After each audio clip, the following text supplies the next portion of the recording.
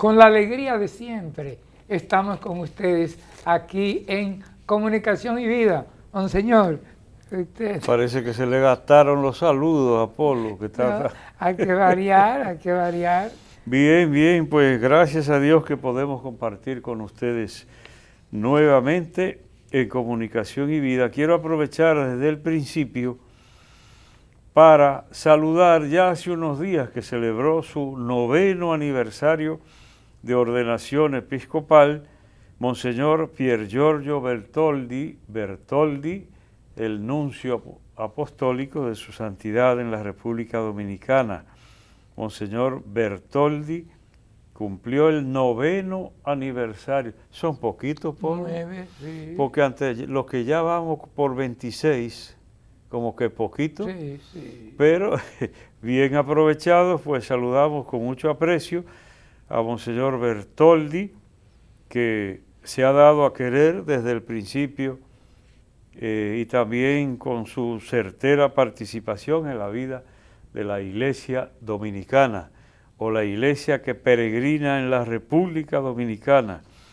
Lo saludamos de todo corazón y también aprovecho... A propósito, Monseñor, en varias ocasiones, algunos artículos, homilías que él nos envía, el periódico Camino la colocamos con mucha alegría.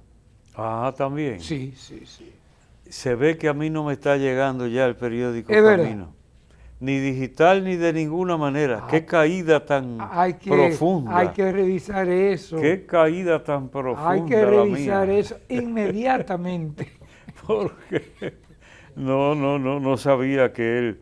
Lo que he oído son comentarios de que hace unas buenas homilías y que aprovecha muy inteligentemente algunas circunstancias. Sí, sí. Eso, he oído comentarios en ese sentido. Bien, pues además, quiero felicitar a un casi enemigo de Polo. ¿Quién es? Anthony García. Ah. Ahí está figureando, no puedo hablar mal de él, porque está figureando con mi hermana Carmen Nelia y con Vicente. Qué bueno. Ahí está. Pero espérese, al hablar de nuestro querido Anthony, debo enviarle saludo a Maurice, a su esposa, a sus niños y niñas, que son fieles también con nosotros. No, bien, para que no se queje. Sí, sí. Pero en la fotografía, quienes están son Carmen Nelia, mi hermana, Vicente, su esposo, y Anthony García. Prepárate. Sí. Polo. Ya. Claro. Bueno, pues entonces entramos ahora a la palabra. Bien, es el 10º domingo del tiempo ordinario, el Evangelio de San Marcos, el capítulo 3, los versos del 20 al 35. En aquel tiempo Jesús fue a casa con sus discípulos y se juntó de nuevo tanta gente que no los dejaban ni comer. Polo, es bueno cuando uno lee el Evangelio ir conservando los detalles, porque entonces se ilumina mucho más el conjunto del texto evangélico. Porque ahora dice que se juntó tanta gente que no los dejaban ni comer. Otras veces dice que no cabían ni en la puerta, como cuando llegaron con el paralítico. Sí, que lo tiraron por el techo. Entonces no había espacio, tuvieron que abrir por el techo un boquete para entrar. Entonces, la gente tenía hambre de escuchar la palabra del Señor. Y eso se expresa de diferentes maneras en los evangelios. Porque, o si no, le dijo a los discípulos, vamos a un lugar apartado para descansar un poco. ¿Y qué sucedía? La gente se aparecía. Que la gente se cogía la señal y cuando llegaban ya la gente estaba esperando, la multitud. Entonces aquí lo dice de otra manera. No los dejaban ni comer la gente detrás del Señor. Bien, continúa el texto diciendo, Al enterarse su familia, vinieron a llevárselo porque decían que no estaba en sus cabales. ¿Oíste? Sí. Hay que pasar por muchas. Y sucede con frecuencia. Antes en los campos era tremenda la cosa, porque si un muchacho salía muy estudioso, tenían miedo hasta de que se pusiera loco. Se hacía como... Y el que leía la demasiado. Biblia se ponía loco. Sí, sí. Decían en los campos, a pesar de que también oí que el que la lea entera se ponía loco. Eso decían en los campos. Entonces, hay que contar con la incomprensión. No es el tema y no tenemos que explayarnos en todo. Pero aquí hemos hablado, Polo, a propósito de los estudiantes, por ejemplo. Tú que privas en joven, Sí, como sí, siempre, sí. eso lo recordarás perfectamente. Y luego te celebras tú Sí. mismo, si acaso, Sí, dígame. si acaso pegas. Sí. Si acaso. Entonces, cuando pegas, Sí. te pones ufano Sí. con el éxito rotundo. A propósito de los jóvenes, mirar bien cuál es su camino vocacional y acertar lo más que pueda. ¿Se puede uno equivocar? Sí, sí. Yo conozco gente que se ha metido en la ruta de ser sacerdote y por allá se ha dado cuenta que no es y se espanta, pero hay también otro que creyó que, ¿cómo es al revés? Que a lo mejor pensaba que no, Que y no. que no, y que no, y después resultó que sí, y a lo mejor hasta un buen ministerio sacerdotal. Entonces, acertar en el camino de la vida. Porque lo que hemos dicho aquí es que da pena ver a un estudiante pobre dispendiando recursos en una carrera a donde comienza para dejarla empezar y pasarse para otra. ¿Tú no conoces gente así? Sí, de otra a otra y al final... Y gente que ha hecho una carrera y no era esa, hizo la otra. Concentre sus energías y sus recursos en. Entonces, pero si usted piensa que ese es su camino y lo pensó ante Dios y se lanzó por ahí, no se lleve de las opiniones que digan en los alrededores, porque hay que contar con la incomprensión. Dígame usted, por ejemplo, el camino sacerdotal. Hubo tiempo en que eso era una locura, que pocos lo entendían. Y ahora, quizás después se difundió más, ya que mencioné el ejemplo de vocación sacerdotal. Había ambientes donde no se entendía ni remotamente. Después creció la conciencia del reconocimiento de esa vocación. Ahora habrá de todo, según las circunstancias, pero si uno está claro que ante Dios tiene un camino en su vida, tiene que lanzarse por ahí sin contar con las opiniones, porque Cristo se lanzó a cumplir con la misión que el Padre le encomendaba.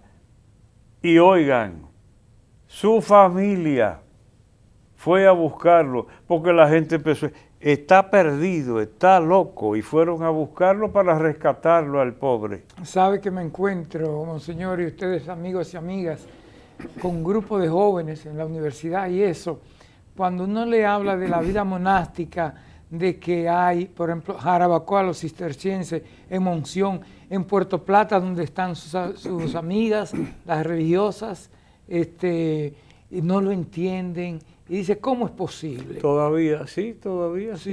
Entonces, nosotros, por ejemplo, los que nos lanzamos a la vida sacerdotal, uno tiene que tener el convencimiento, pero para muchas cosas, porque a otros yo les he dicho, conviene que te clarifiques respecto a tu vocación.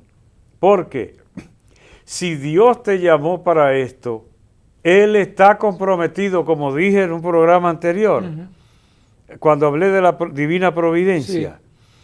Entonces, si Dios te llamó para eso, está comprometido contigo.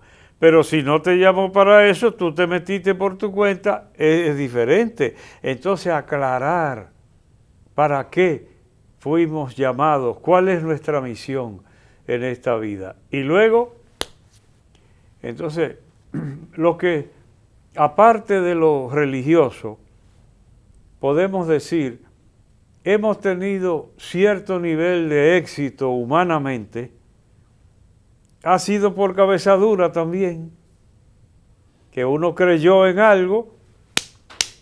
Dígame usted, por ejemplo, en el caso personal, la Escritura, con tanto que hacer, tan exigente el ministerio sacerdotal, y luego como obispo, y todas las responsabilidades que le caen, y sin embargo uno de cabeza dura, continúa. Lo que cree y piensa que es su carisma y que tiene que dar cuenta a Dios de eso, se lanza. Porque el que se pone a titubear y a oír opiniones de todo el que opine, en este mundo hay mucha gente loca. Y si no bastaría con ver las redes, todo lo que aparece ahí, el que se lleva, que por casualidad ayer borré una aplicación. ¿Por qué? No supe cómo darme de baja de una aplicación, por pique que me dio. ¿Y por qué? Por la suciedad que circula en las redes. La suciedad, la bajeza.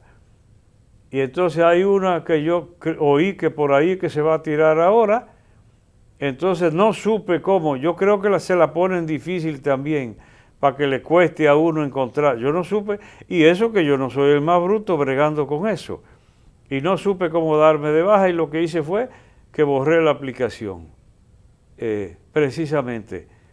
Todo lo que circula por ahí, no puede uno más que estar claro frente a Dios de lo suyo y lanzarse como Cristo. Pero hay consecuencias. Su propia familia no especifica si estaba la Virgen, si estaba San José, porque también podían ser otros parientes, porque acuérdate que se llamaba hermanos a todos los primos, incluso, a los parientes. Entonces, vinieron a llevárselo porque decían que no estaba en sus cabales. Antes harían así, Polo. Quizás. Quizás no se atrevían a decirlo y hacían. ¿Sabe que en otros países no entenderán cuando nosotros antes utilizamos, tú estás de estar en el 28? Ni ahora casi. Ni ahora los jóvenes. Ni ahora casi. No. Se fugó del 28 uno. Bien, pues no está en sus cabales. Ahora empeora el texto.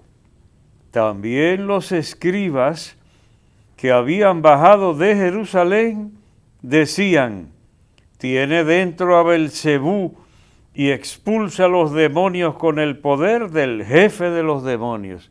Ahora fue que lo dañaron, porque los parientes fueron a buscarlo porque estaba loco, pero los escribas lo llevaron más allá, que estaba endemoniado. Dice, tiene dentro a Belcebú. ¿Qué es Belcebú?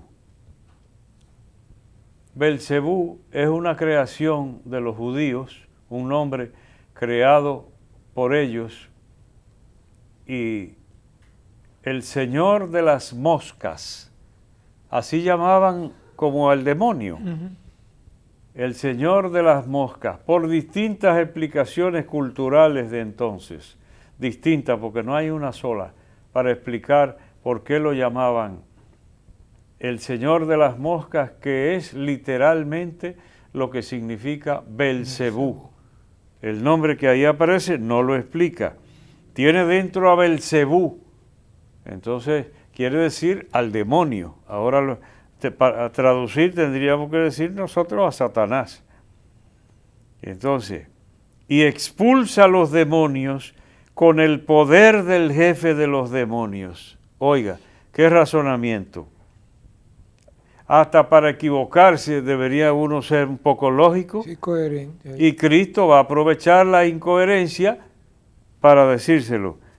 Él los invitó a acercarse a los escribas y les puso estas parábolas. ¿Cómo va a echar Satanás a Satanás? Un reino en guerra civil no puede subsistir. Es decir, un país en guerra civil se desbarata unos contra otros, o un hogar en pleito permanente va a la ruina. Va a la ruina. Entonces, sigue diciendo el Señor, una familia dividida, lo mismo, no puede subsistir. Si Satanás se rebela contra sí mismo para hacerse la guerra, no puede subsistir, está perdido. Nadie puede meterse en casa de un hombre forzudo para arramblar con su ajuar si primero no lo ata. Entonces podrá arramblar con la casa. Nosotros diríamos arrasar, llevarse todo. Bien, el texto sigue de esta manera. Créanme, dice el Señor, todo se les podrá perdonar a los hombres. Quiere decir a los seres humanos. Todo se le podrá perdonar a los hombres. Los pecados y cualquier blasfemia que digan. ¿Qué es una blasfemia, Polo? Decíamos aquí en nuestra cultura una calumnia. No. Ah, no, una ofensa. Sí, pero ofensa a lo divino. Blasfemia es pisotear lo sagrado. Ofensa a lo divino, a lo sagrado. Eso es una blasfemia. Que a propósito, el tema de cultura, es la palabra, pero hay hilachitas que quedan ahí en el aire. Porque yo he comentado otras veces, no sé si en estos programas, pero por ahí, que me llama la atención que este pueblo, que nació del pueblo español y del indígena y luego se sumaron los negros, nunca tuvo la costumbre española de maldecir y blasfemar. Porque los españoles, no todos por supuesto, pero a mí que me ha tocado bregar con bastantes de ellos, dicen unas palabrotas que cualquiera de nosotros, hasta el no creyente, se asombra y se persigna. Y entre nosotros es rarísimo oír algo contra el nombre de Dios. El respeto. No se diga a los viejos nuestros, que para decir el Santísimo Sacramento se levantaban el sombrero. Los viejos nuestros. Entonces, es sorprendente. Ahí algo pasó y yo no lo tengo claro, ni he oído explicación nunca. ¿Por qué aquí primó un respeto a lo divino? Habrá gente que no cree y hay de todo en la viña del Señor. Habrá gente que maldice de todo y pisotea de todo, pero las blasfemias que yo he oído de boca de españoles, no las he oído aquí, nunca en la vida. Entonces, a propósito, que marcados culturalmente estamos y en agradecimiento perpetuo a España, yo desde que llegué a Santiago y me tocó celebrar en el Centro Español, lo dije, estoy en una deuda extraordinaria con España.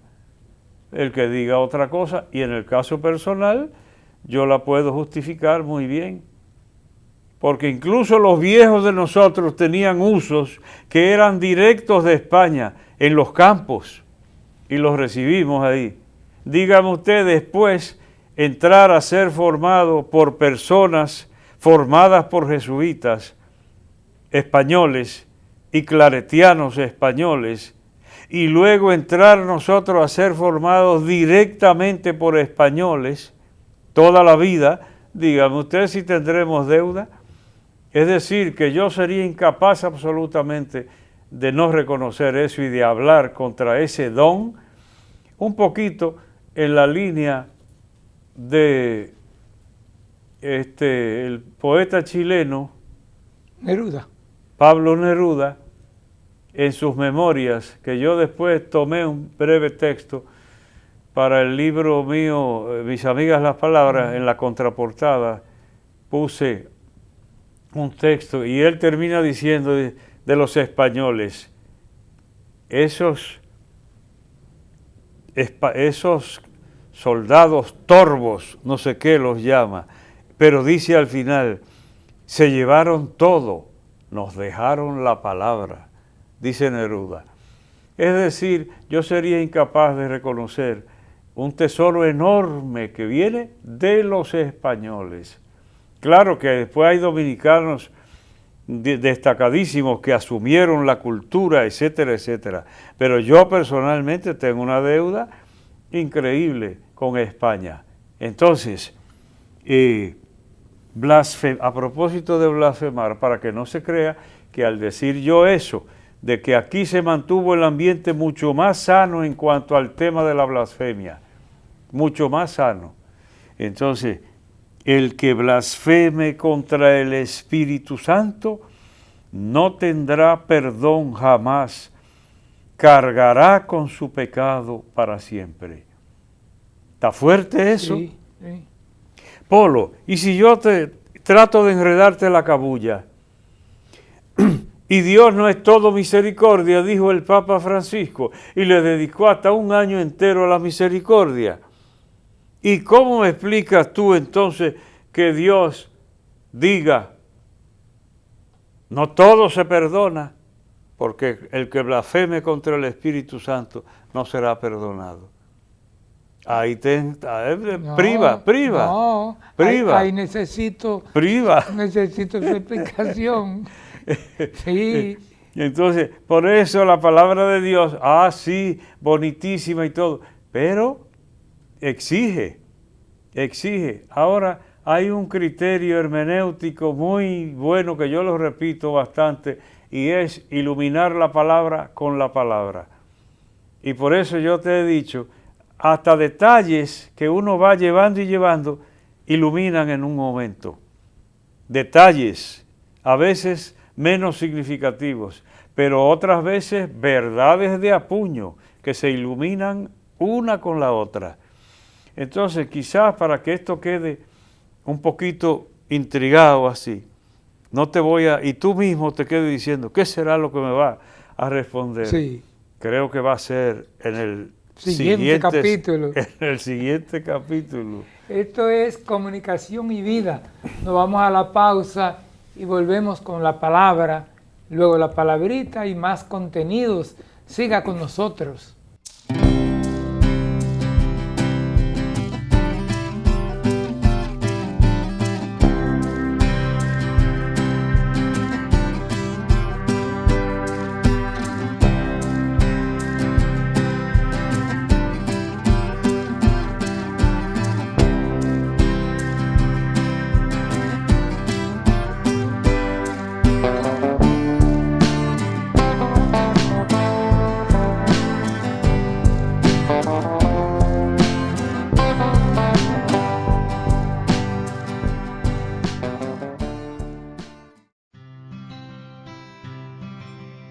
Hay momentos en los que estás abrumado, sin fe, sin esperanzas, y de repente un suceso te marca y cambia tu vida. Esto es lo que ha cambiado la mía. Ahora me siento más cerca de Dios, más cerca de mi familia, de mi iglesia y de mi comunidad. Ahora soy un joven más comprometido y más responsable con la verdad y el camino. Periódico Camino, al servicio de la verdad y la vida.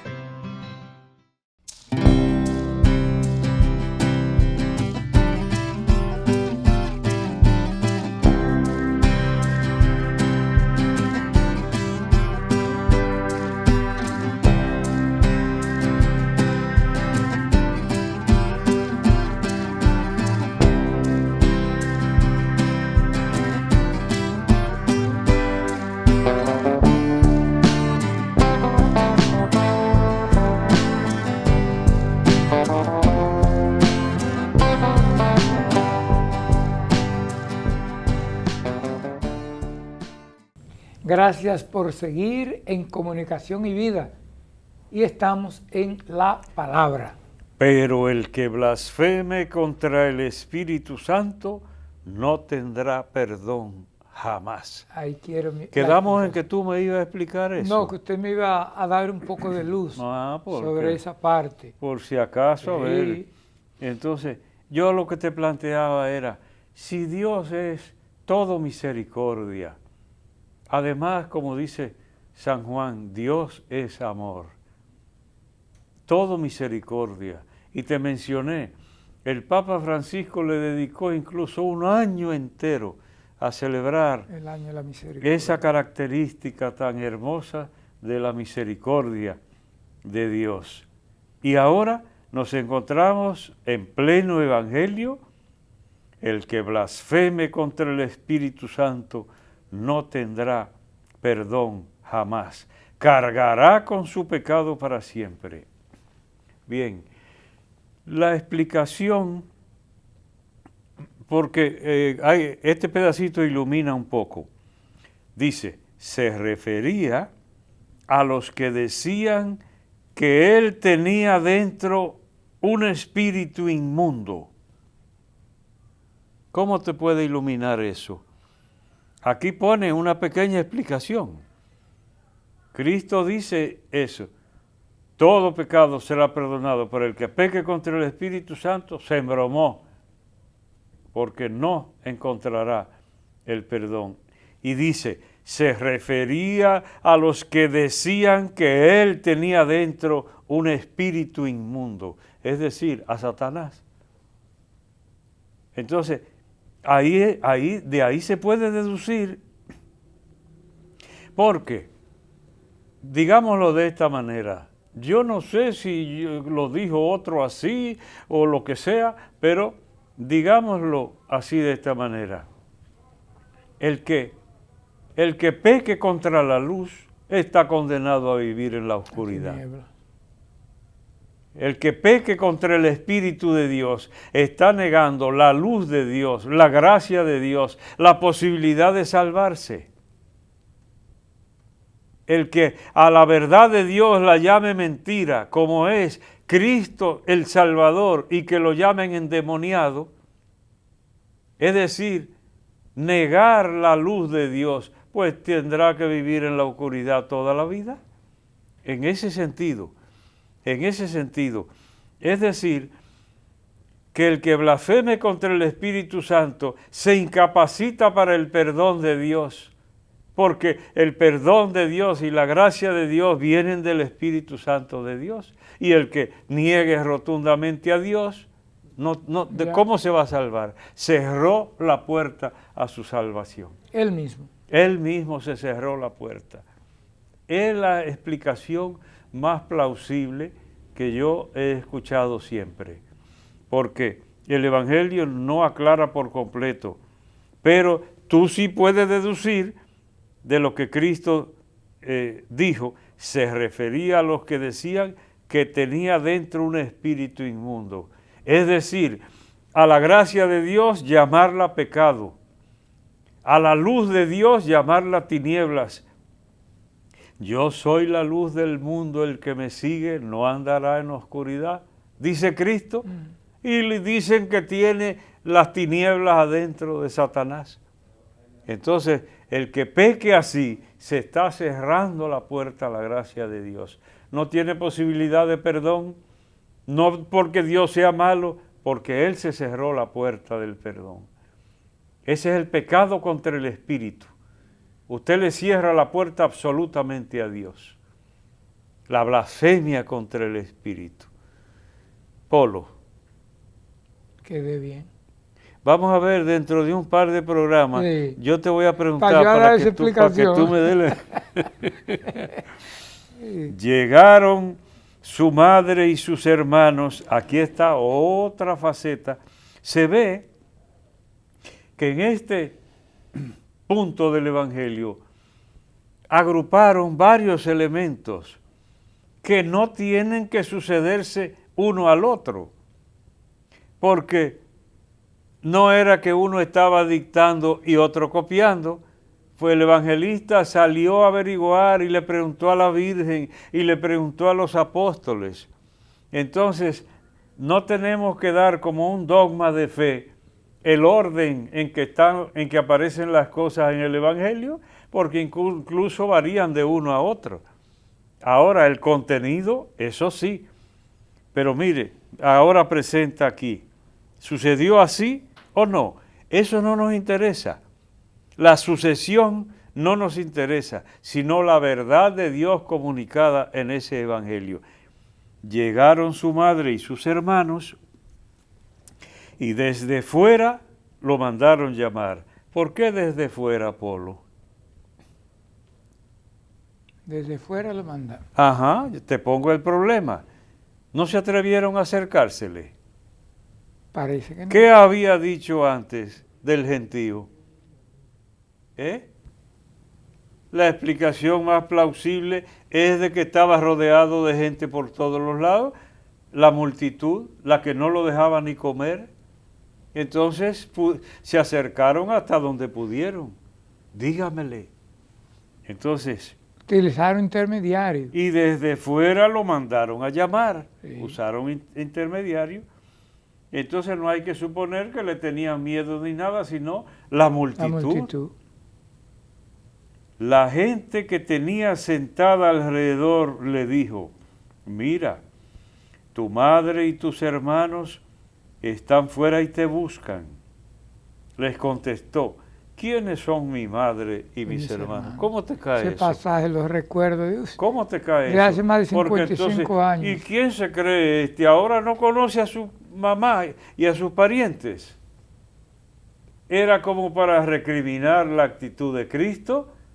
Sin embargo, es el maestro y el maestro verdadero educa hasta con lo que a nadie se le ocurre y está educando él, el que es maestro de verdad.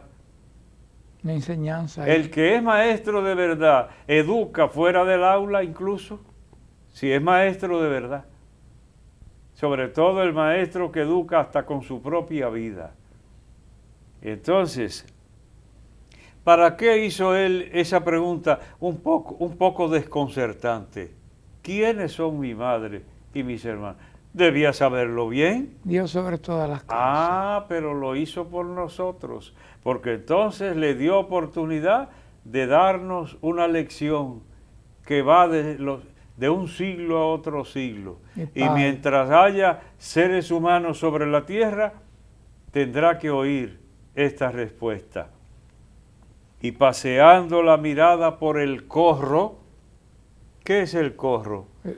El grupo que rodea el grupo que rodea a una persona, el corro, así se llama. Aquí en el país no. No se usa mucho. Aquí en el país no se usa, pero en castellano, corro no es de correr, sino se llama el grupo que rodea a una persona.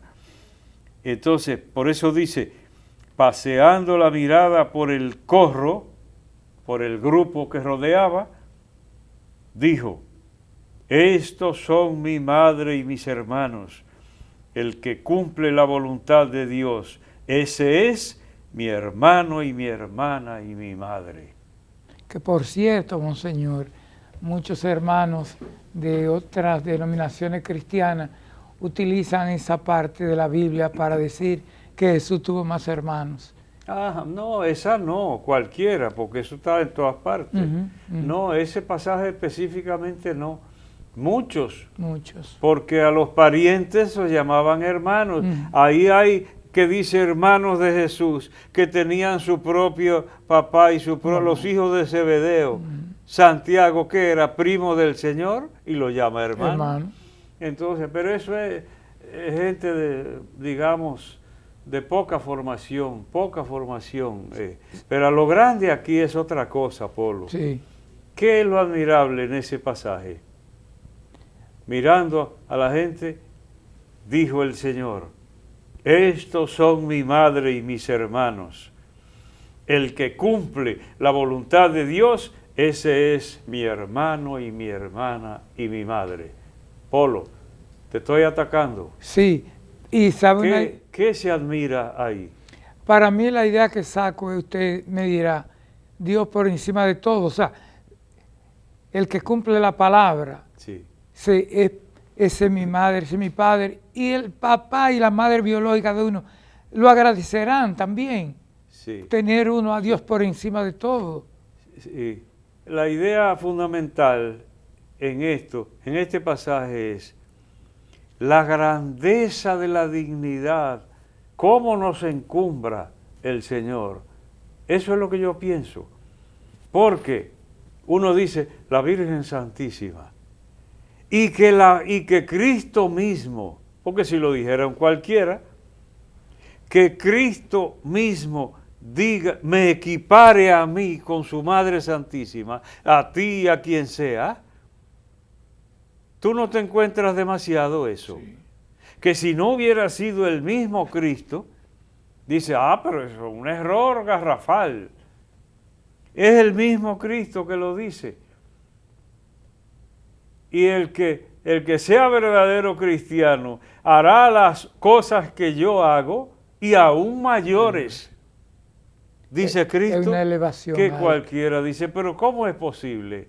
Ese es Dios, que encumbra al creyente de tal manera que lo equipara con lo sagrado, con su Madre Santísima y con todos esos santos seguidores del Señor. Ahí está. Lo que yo veo más notable es el encumbramiento, la grandeza, el lugar de preferencia donde nos coloca el Señor. Y no lo merecemos, pero Él lo hizo así. Entonces, bien, Polo, quizás debemos dejar un poquito para otro día. Sí. Concluimos con la palabra y ahora entramos a la palabrita. Una. Bien, complaciéndote una Sí, entonces. Una hoy. Porque estoy muy generoso y todos los días. Sí, sí, ya veo. LED. ¿A qué suena? Ahora, ¿sabe qué? Quizá muchas personas no se dan cuenta. LED. Las luces. Las luces. Luces LED, pero están muy de moda. Las luces LED. Sí. Muy de moda, vienen en muchas cosas ya, hasta en algunas casas. Y que molestan. ¿Cómo? Molestan algunos. No, hay Polo. No, espérese. Ay, no.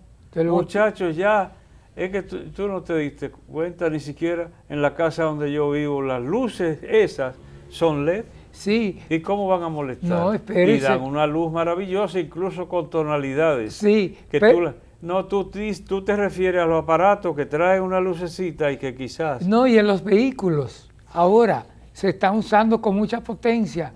Y entonces, esas luces. No, pero eso es desde siempre. Hay gente que ponía luces que molestaba en la pista. No, y en las calles, sí. Y en la calle, Pero sí. vámonos con el de... No, pero es más a otro nivel. Estamos a otro nivel. Ok. Es decir, ya se está usando en los hogares luces LED. En mi casa hay luces LED.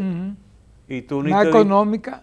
Y tú ni te diste de cuenta. menos consumo. Y entonces en tonalidades distintas, más amarillita, más clara o más natural, todo eso.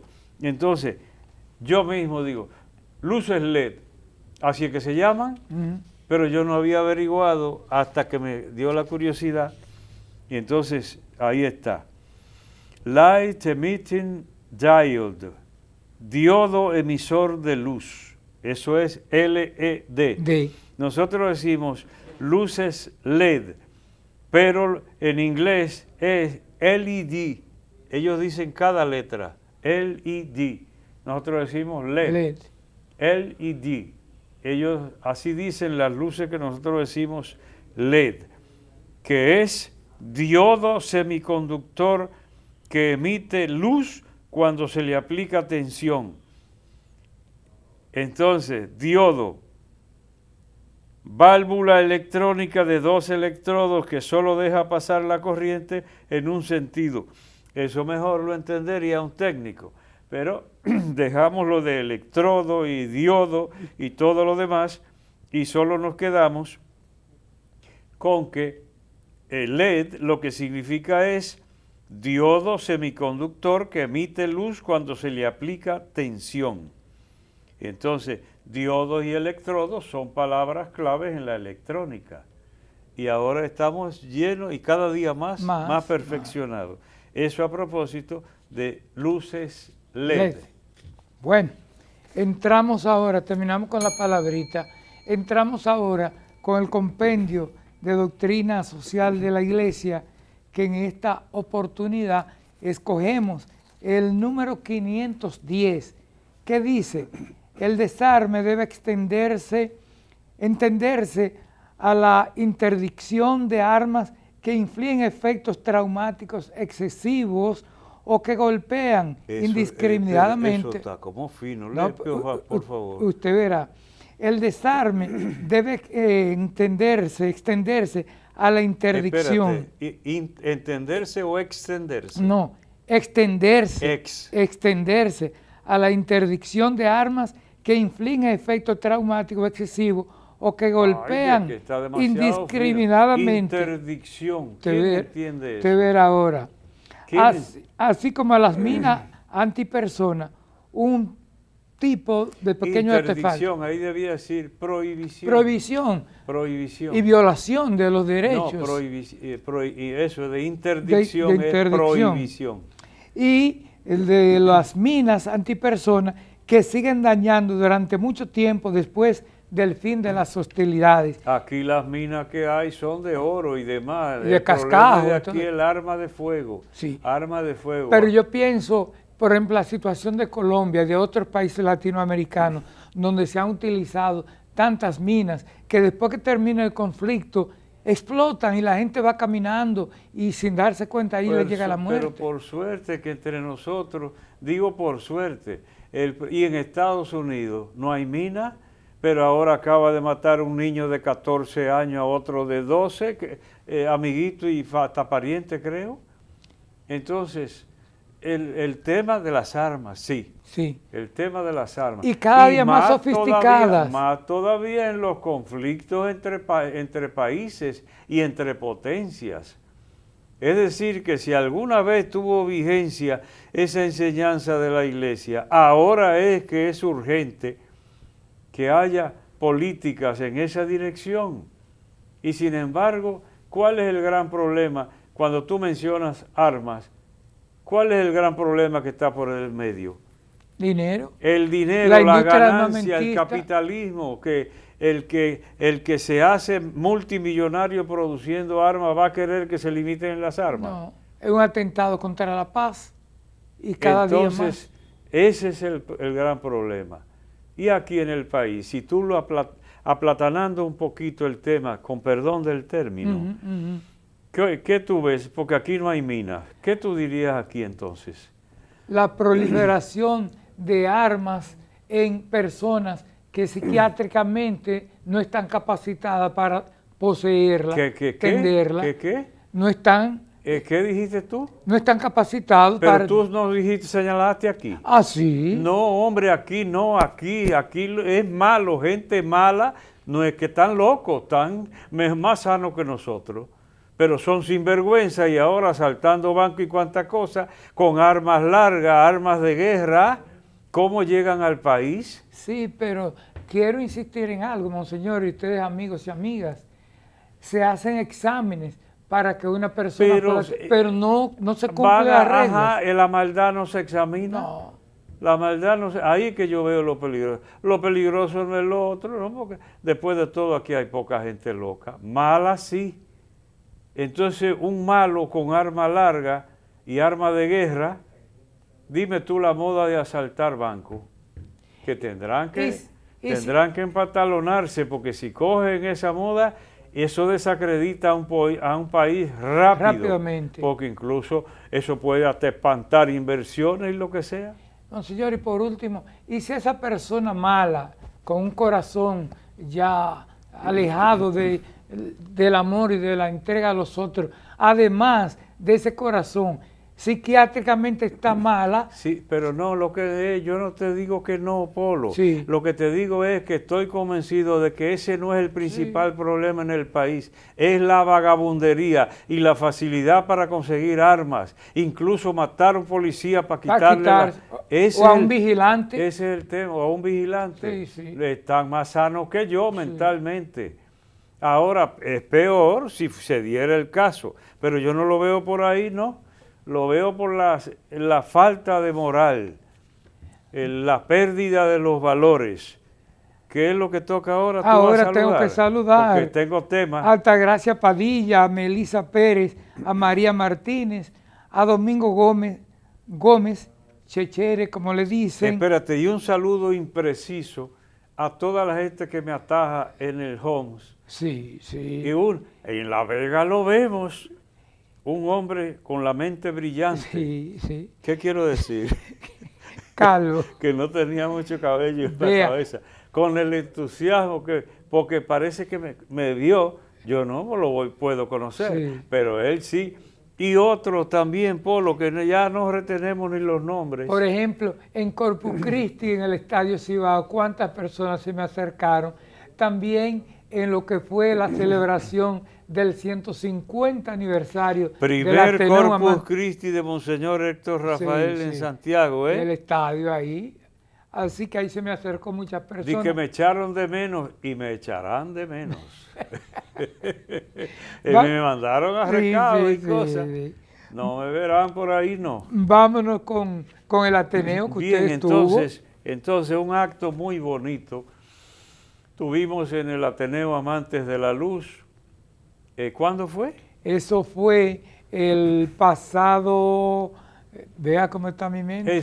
La juventud está fallando. Está perdida la juventud. Pasado miércoles. Entonces, que era a propósito pasado martes. El sesquicentenario de 150 años. El sesquicentenario del Ateneo Amantes de la Luz, 150 años del Ateneo. Un acto muy bonito. Ya yo no voy a gran cosa, pero me sentí obligado por agradecimiento a las personas, a los dirigentes, a los responsables del Ateneo Amantes de la Luz. Un acto muy bonito, todos los presidentes pasados que tienen muchos descendientes de Manuel de Jesús de Peña, Manuel de Jesús de Peña y Reynoso, el fundador. Ahí había un bisnieto. Entonces, por supuesto, las autoridades. Carmen Pérez Valerio, Carlos Manuel Estrella, el presidente, Blas Cava. Unas palabras. Tú no estabas atendiendo, tú ni te diste cuenta el piropo que me tiró. Pero yo se lo iba a decir, ahora se lo iba a decir. Que me sonrojo, me sonrojo. Un prieto sonrojado es una cosa seria. Entonces, no, un acto muy bonito y además esperaban, porque se lo había dicho, la asistencia del presidente de la República, Luis Abinader. Pero no pudo ir y mandó la representación de su hermano. Que es rector de la OIM. Rafael. Sí. Se llama como su papá. Sí. Rafael Abinader, o con otro nombre. Sí, pero Rafael y Carlos Manuel, siguiendo el protocolo. Estaba el alcalde, estaba también Ulises Rodríguez. Sí, alcalde, la gobernadora. Yo no lo he visto después que es alcalde. La señora Rosa Santos, la gobernadora. ¿Qué más? Estaba y entonces el doctor Daniel Rivera. Senador electo de Santiago. El jefe de la policía de la Regional Norte también. No, muchísima gente que yo no vi, porque gracias a Dios que buen número y un buen ambiente, saludar a mucha gente querida y les quedó bien. Muy bueno. Y el maestro de ceremonia, un amigote tuyo. Jaime Tomás. Y después la actuación de Retrojazz. Sí. ¿Cómo se llama el músico? Pensián, de la familia de aquí de Santiago. De Santiago, sí. Bien. Hermanos de Muquien y de toda esa querida toda esa familia. Gente. Pues dejamos todo lo demás para el año que viene. Nos fue. Nos vamos a una pausa y venimos con nuestra oración final. Esto es Comunicación y Vida.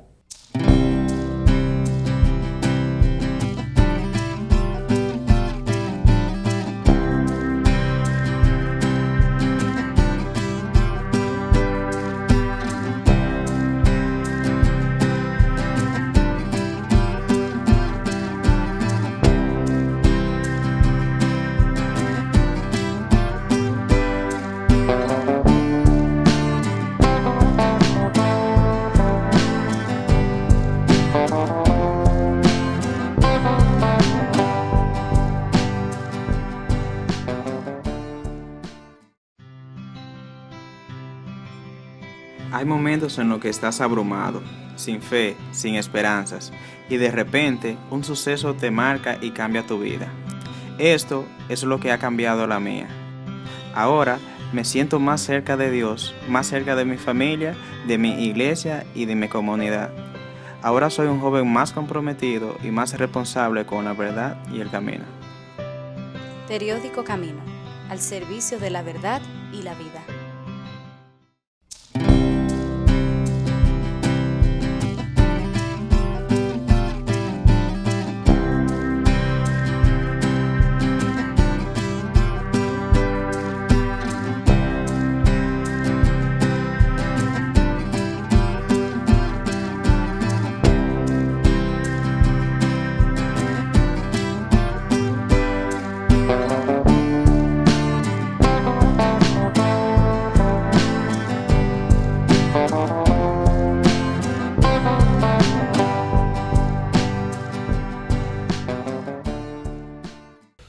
Hoy te pedimos, Señor, por todas las personas que trabajan en la cultura, los promotores de la paz, del crecimiento personal, del desarrollo humano, todos los que tratan de sembrar tolerancia, de evitar la violencia, de no difundir la vulgaridad y la bajeza, sino el crecimiento y el enaltecimiento de la persona humana.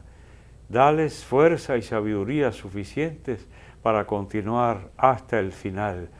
A ti te lo pedimos, que vives y reinas por los siglos de los siglos. Amén. Gracias por haber estado con nosotros. Les esperamos la próxima semana para seguir haciendo comunicación y vida.